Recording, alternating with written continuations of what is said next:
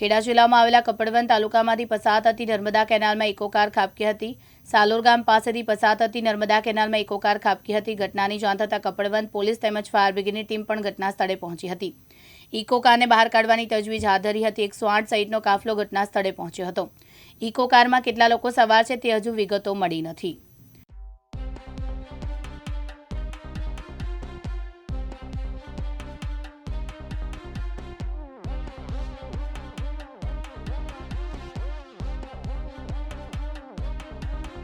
साढ़ा 5 आजूबाजू मैंने कॉल आयो तो कि આપણે સાલોડની નજીક જે કેનાલ જાય છે તેમાં ઇકો કાર ખાબકી છે તો તમે આવો। હું ત્યાં તાત્કાલિક આવ્યો, ત્યાં જોયું તો કંઈ દેખાતું નહોતું, પણ સ્થાનિક કોઈ વાતચીત ઉપરથી એવી ખબર પડી કે ઇકો કાર અંદર ખાબકી ગઈ છે અને એક એ ઇકો થોડી તરતી જતી હતી, ત્યાં ઉપર એક માણસ બચાવ એવું બૂમો પાડતો હતો અને થોડી જ સમય આગળ ગઈને ડૂબી ગઈ છે।